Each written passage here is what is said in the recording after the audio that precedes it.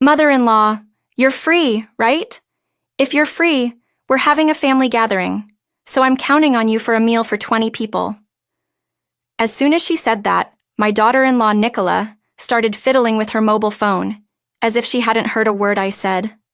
Just when I thought I had been called over, suddenly I was hit with this outrageous request, expecting me, a mother-in-law, to prepare a meal for 20 people all by myself. It's clearly unreasonable when you think about it, but I have a special skill up my sleeve. Nicola probably hopes that I won't be able to prepare the meal and end up embarrassing myself, but there's no certainty that I can't do it. I decided it was finally time to show Nicola the skills she was unaware of. My name is Ellis, a 65-year-old homemaker. I live alone since my husband passed away.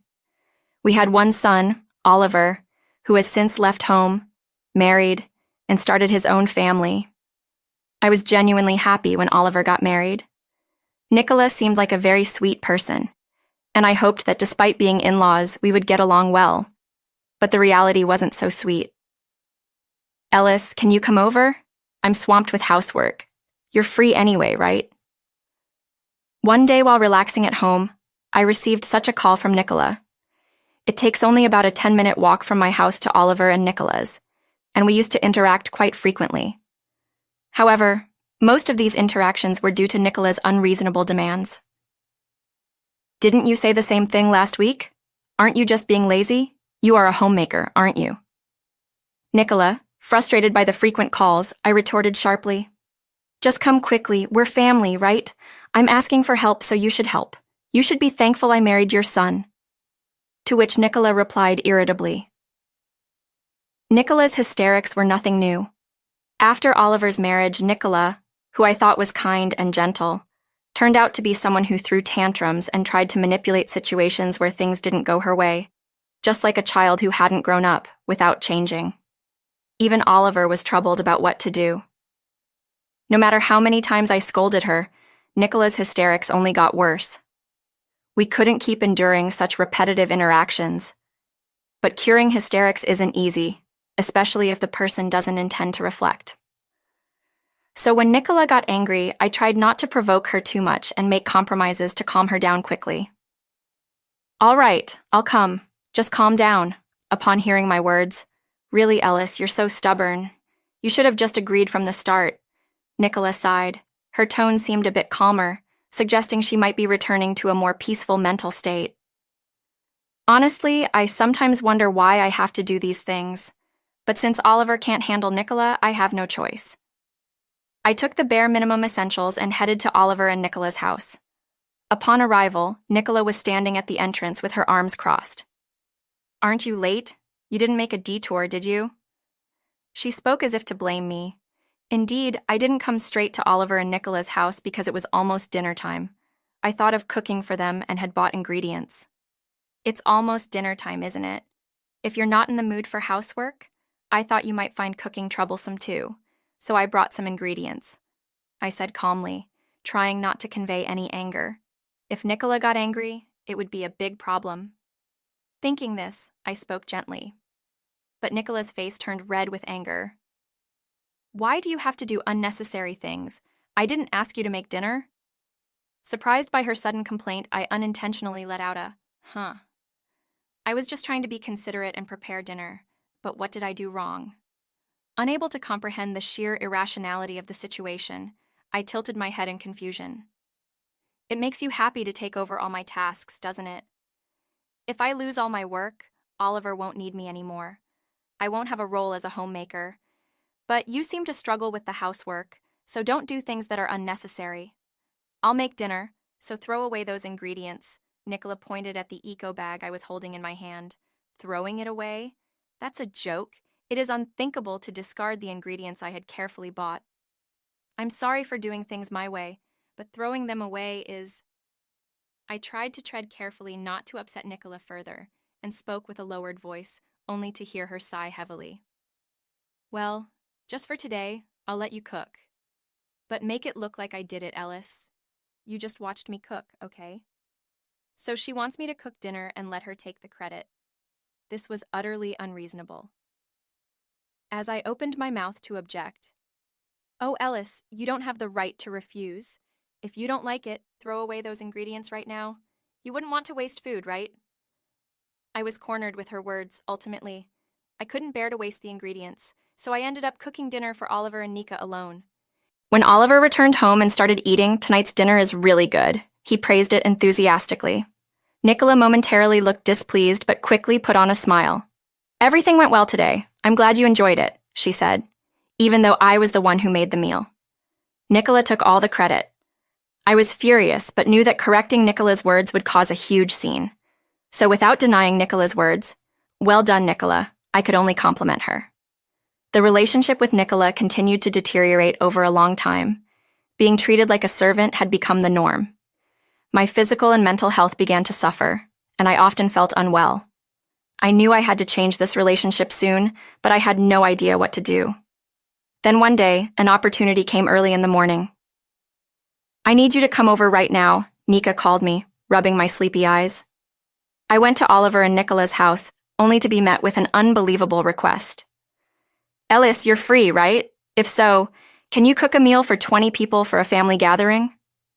I was stunned by her words. A meal for 20 people now, all by myself?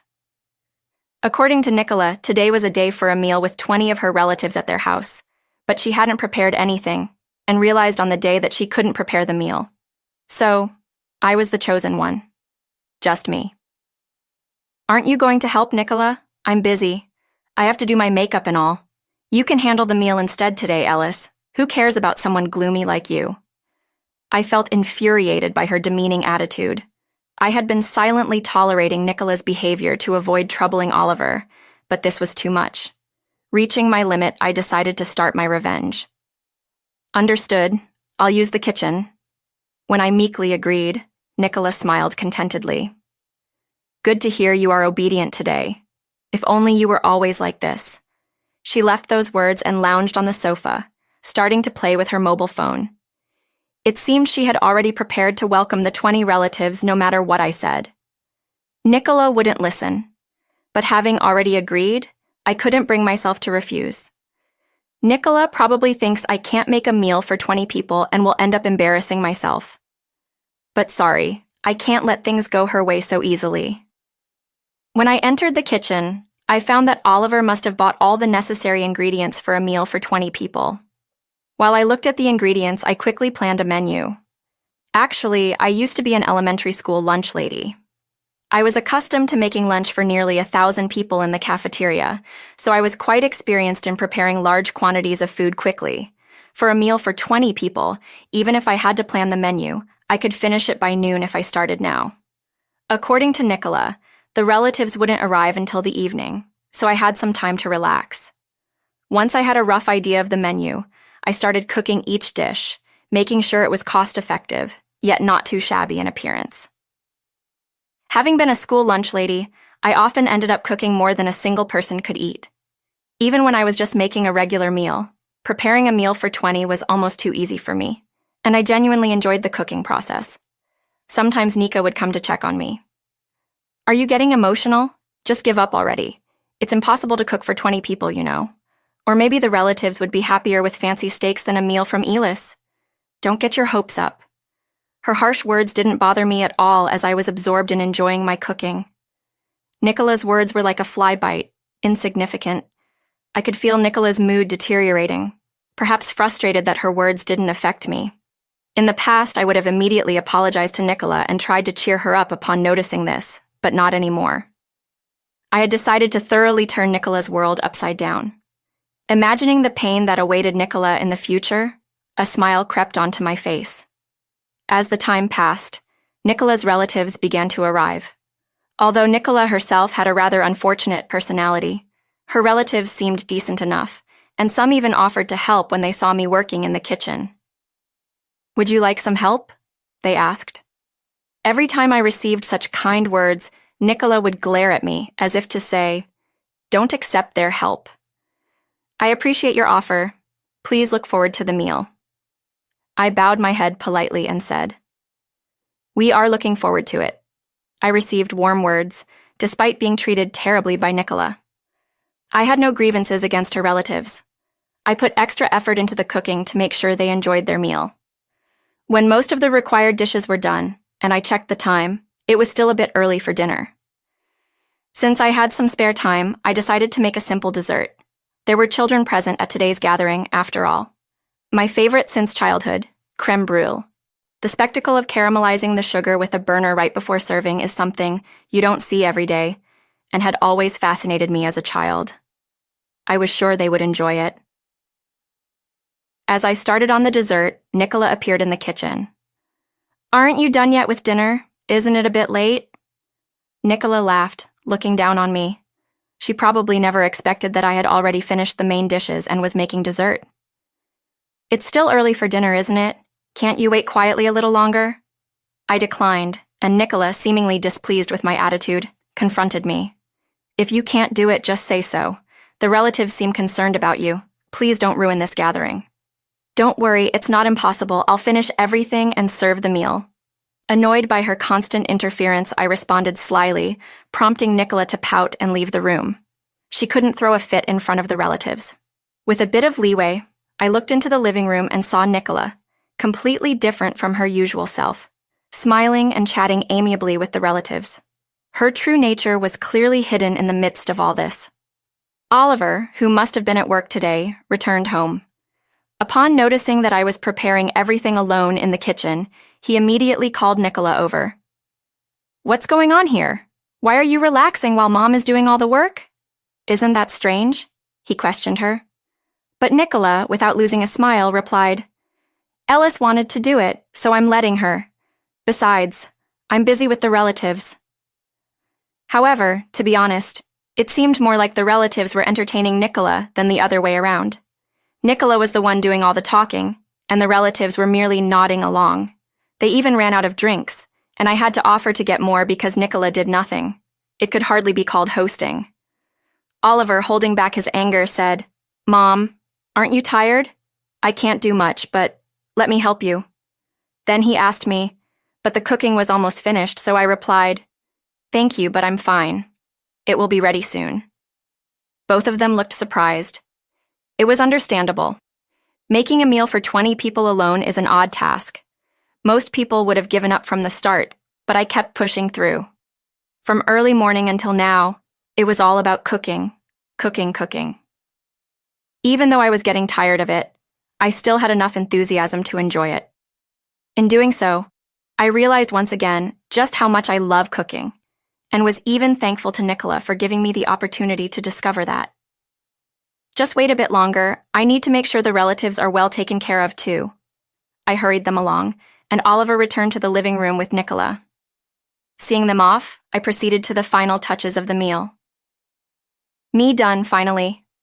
All the dishes, including the dessert, were ready. Hearing this, Nicola, sounding surprised, rushed into the kitchen. There, a massive array of dishes was laid out on large platters, unmistakably all prepared by me today. "How? Why? It's impossible to make a meal for 20 in one day," Nicola exclaimed, forgetting she was in front of her relatives. As the relatives gathered around due to the commotion, I started carrying the food to the living room with their help. "Wow, this looks delicious. Wow, this looks delicious. I can't wait to eat." The excited voices of the children filled the air. I felt it was all worth it, but Nicola seemed unsatisfied.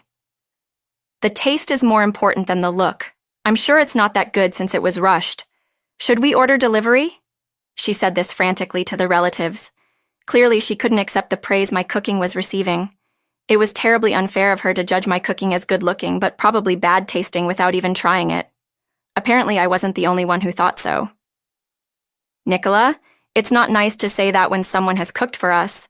We should be grateful and enjoy a meal," a male relative said, advising her calmly, and the other relatives agreed. "That's right." Nicola's expression twisted, clearly upset.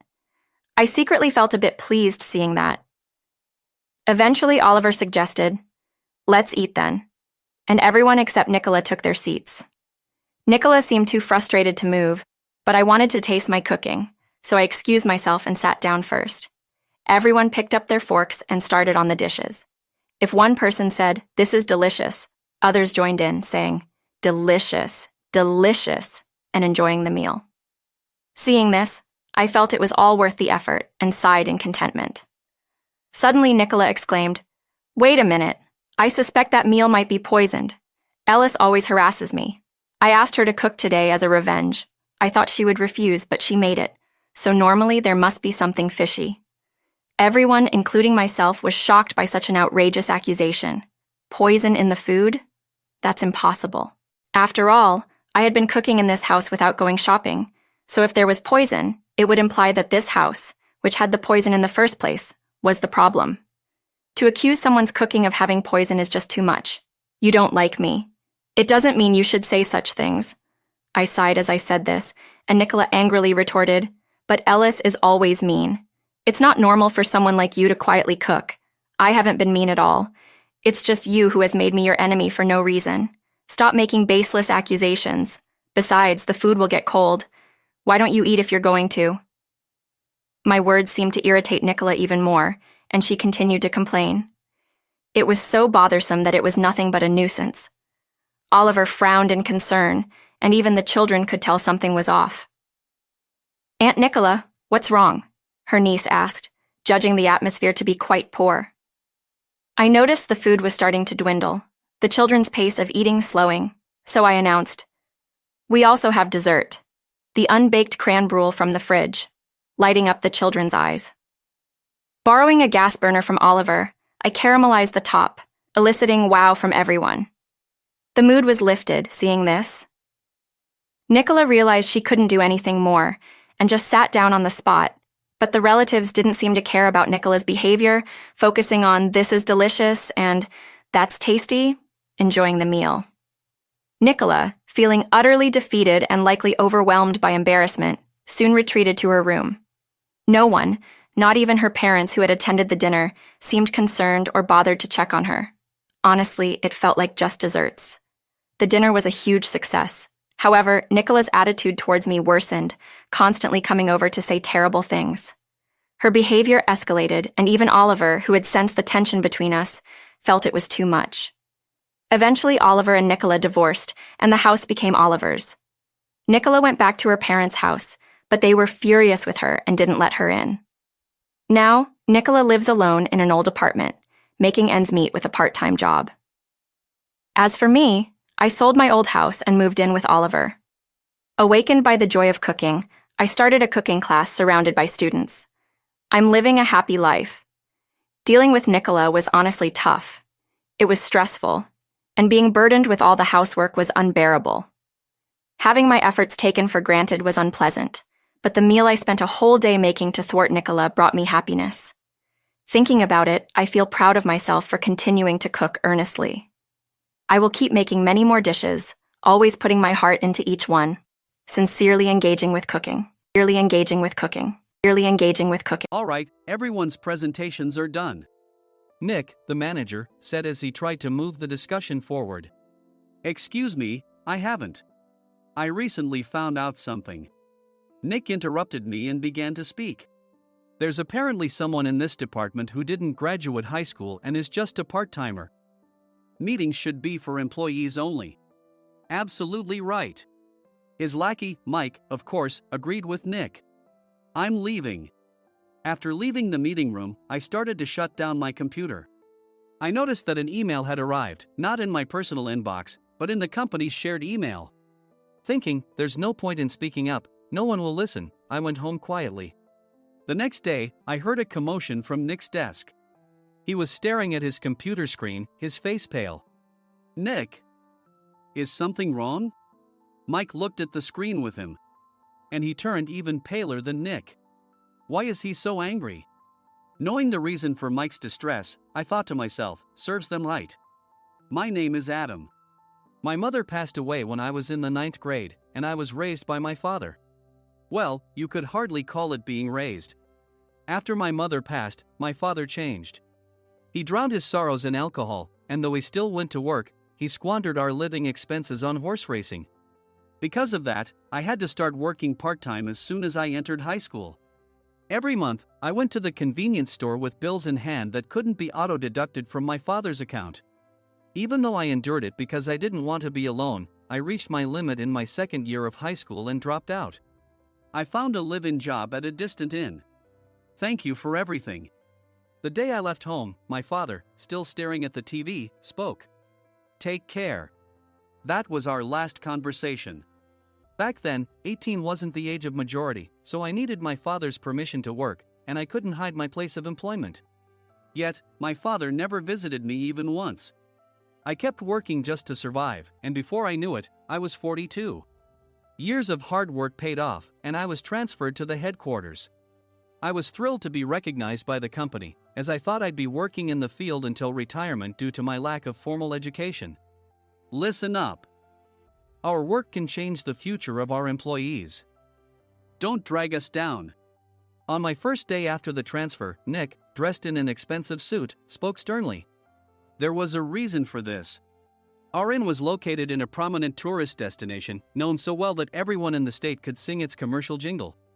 At its peak, we had 5 locations within the state. But that was long ago. Due to financial difficulties and aging facilities, only the place where I had worked for many years and the original establishment remained. I was prepared to lose my job anytime, but now there was a glimmer of hope. With the rise of social media, the tourist area where the inn was located started gaining attention again. Depending on how hard the sales department, where I was transferred, worked, we could either thrive or be forced to give up this prime location to the new hotel chains continuously popping up. For Nick, who had switched careers from another industry to strengthen our sales, this was a battle he couldn't afford to lose. I understood why he had to be strict. I will do my best. Nick sneered at my enthusiastic declaration. Did you not hear what I said? I'm sorry. I thought I was listening carefully.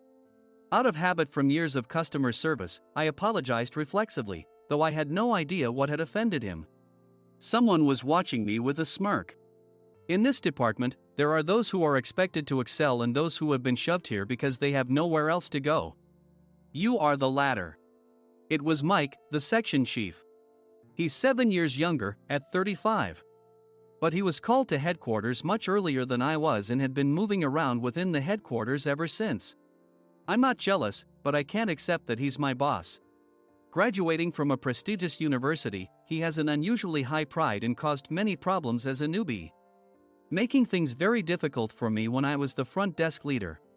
When I found out Mike was transferred to the sales department a month before me, I was disheartened. Mike is right. With just a middle school diploma, there's not much you can do. Don't even think about achieving results. As if I didn't exist, Nick remarked, I'm thirsty. Mike eagerly ran to the coffee maker. It seems Mike is Nick's lackey.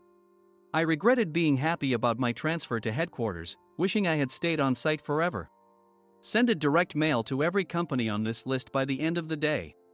Nick only assigned me tasks that even a new graduate could handle. What? There are over 1,000 companies. You want me to send to all of them by today? Yes, if you and your fellow misfits split the work, even those with nowhere else to go should finish by today. I glanced at the employees typing away expressionlessly. They were worn out from customer service, only thinking about leaving on time, or were women reassigned after having children, with zero motivation for work. Even Sam, a new graduate from the same university as Mike, who was supposed to be among the expected achievers, had no enthusiasm for the job, having joined the company wanting to do customer service. I don't care what they say, I plan to quit anytime, he said. Only Nick and Mike were highly motivated, making all the decisions between the two of them. I originally only wanted to work at the inn to survive and had no particular attachment to this job. I swallowed my words, thinking I had no right to reprimand them. About a month after the transfer, Nick told us with a frustrated look. To commemorate the 50th anniversary, we've decided to create a plan exclusive for one group per day. Originally, Mike and I were supposed to come up with it, but our president, Mr. Thompson, insists on hearing everyone's opinions. So, you all get a chance. As Nick explained, Mike began handing out prints. Make sure not to embarrass Nick. If your ideas are half-baked, you'll have to redo them. It seemed that they had printed his handwritten notes by Mr. Thompson, which included several questions and a section for free responses. It made sense why Nick had to seek our input, given that all responses had to be submitted to Mr. Thompson. We were given a week to think about it, and a meeting was scheduled to compile our ideas. My plan is to let guests enjoy both the old and modern America. Nick began the presentations. Guests would watch a master confectioner at a nearby traditional sweet shop make sweets in front of them. The welcome drink would be premium tea in a bottle. Nick's plan was certainly attractive. After his presentation, Nick called on us to present in the order we were seated. Just as I stood up for my turn. "All right, everyone's presentations are done." "Excuse me, I haven't. I recently found out something." Nick interrupted me. "There's someone in this department who didn't graduate high school and is just a part-timer." He was likely talking about me. I joined the company as a part-timer and was made a full-time employee when I turned 20. That was 20 years ago, so Nick and Mike probably had no chance to know until recently. Meetings should be for employees only. Absolutely right. After that, Nick kept creating opportunities to solicit everyone's opinions, purposefully excluding me from speaking. The meeting unexpectedly heated up and went past the scheduled end time. A few people asked to leave, and the discussion continued with the remaining few. "Still here?" Normally, you'd leave in that situation. Though I had no attachment to the job initially, hearing kind words from customers made me want to make them happier. For someone like me, with nowhere to go, the inn was my home and customer service was my life. I felt pathetic about my current self. "I'm leaving." I left the conference room and started shutting down my computer.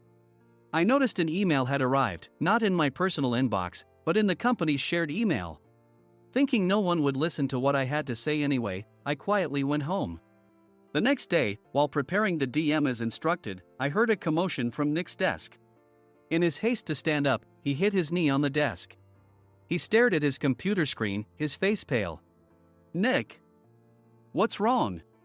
Mike, thinking he should be the first to rush over, approached Nick while still wearing his coat. He peered at the screen with Nick. And he turned even paler than Nick. Why is he so angry? Who is responsible for this company? Nick, more irritated than ever, asked, and Mike answered without checking. "Probably Sam." Sam wasn't there because he was attending a morning training session for new hires. Nick gave up on getting angry and returned his gaze to the screen. They were looking at an email that arrived right after the end of the working day yesterday. Apparently, no one, including me, had checked it before leaving. The email was from a large company that used us for their annual employee trips. The president and executives of that company also frequently used our services personally. President of the company, Mr. Mason himself, had declared that neither he nor his company would ever use our services again. Well, some companies cancel their employee trips or stop using our services due to financial struggles. Let's just move on. Mike kept wiping the sweat from his forehead with a handkerchief. Knowing why Mike was so agitated, I quietly watched their interaction. "Do you know how much revenue we get from that company? We can find other guests to fill the rooms, but we'll lose the banquet costs, gift shop revenue, rental car fees, and more. Moreover, the gifts were supposed to be prepared by the traditional confectionery shop involved in Nick's proposed plan. If it's known that we incurred such a huge loss at this critical time, Nick's position in the company would be jeopardized." Nick took a deep breath, seemingly trying to calm himself. "All right, Mike. Go to New York right now and apologize to Mr. Mason." "What? You're coming with me, right? I have urgent work to do." "I trust you, which is why I'm entrusting this to you. Please." Mike, believing Nick's sincerity, agreed with a determined look on his face, saying, "Yes. That's Nick for you." Even if Mike went to apologize, Nick would shift all the blame onto him if the client didn't change their mind. Well, it was Mike's fault to begin with, so it served him right. About 3 hours later, Sam answered a call from somewhere and repeatedly apologized, saying, "I'm very sorry." Everyone watched to see what was happening. After ending the call, he informed Nick with a weary tone. When Mike arrived at the client's company, he only made things worse, further infuriating Mr. Mason. He was demanding, "Get his boss here immediately." It was no wonder Sam was exhausted, dealing with such a call right after returning from training.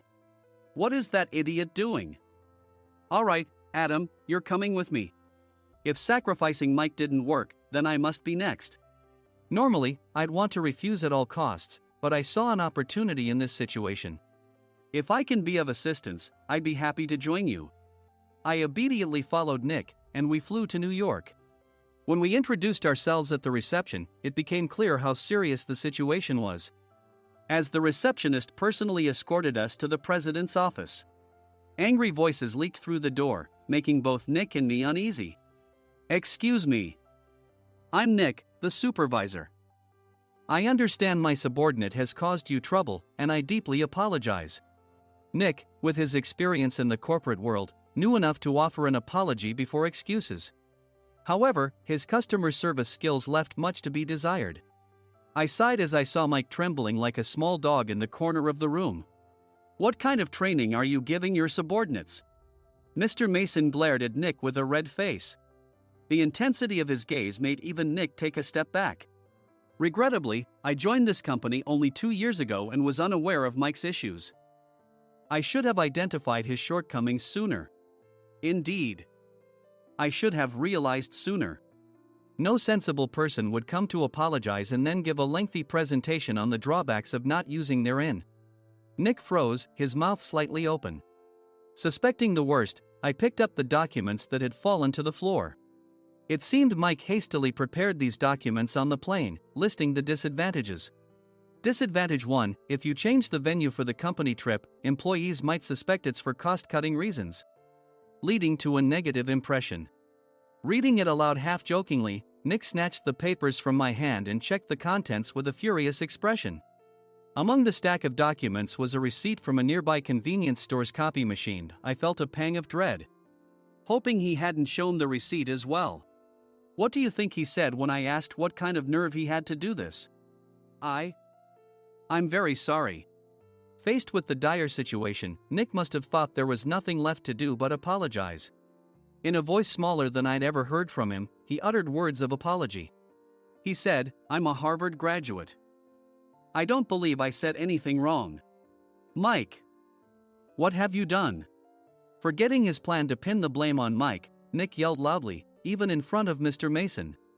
"I didn't do anything wrong." "You're still saying that?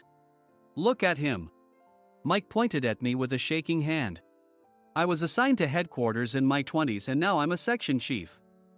This guy only made it to headquarters at 42. Everything I've done proves I was right. So why are we losing the contract?"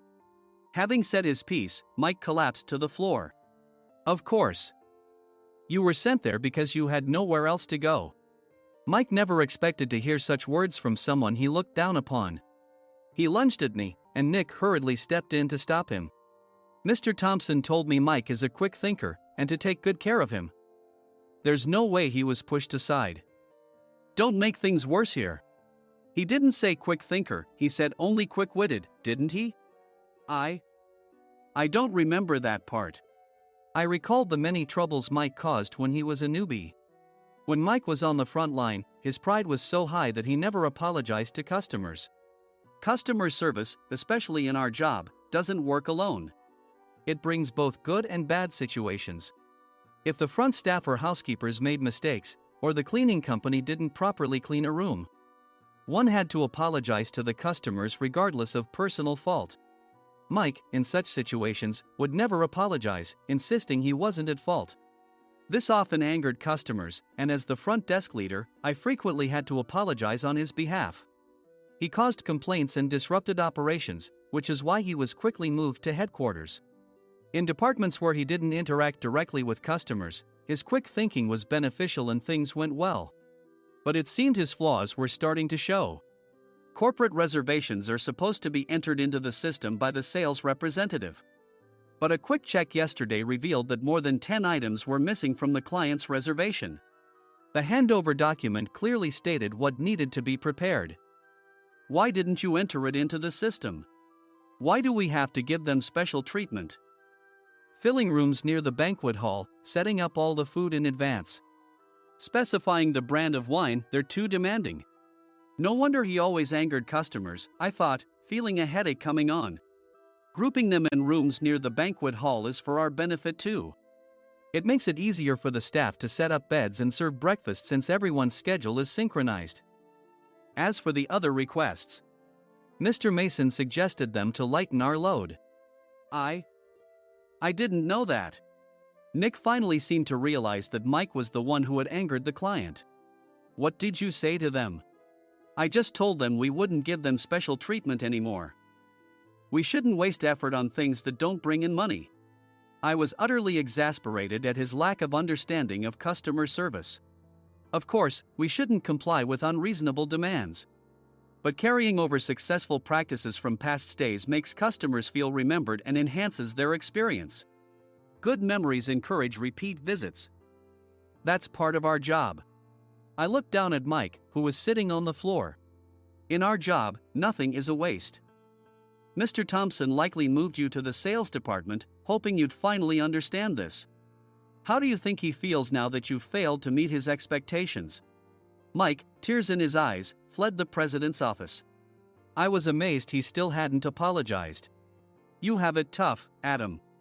It's okay, we're all employees of the same company.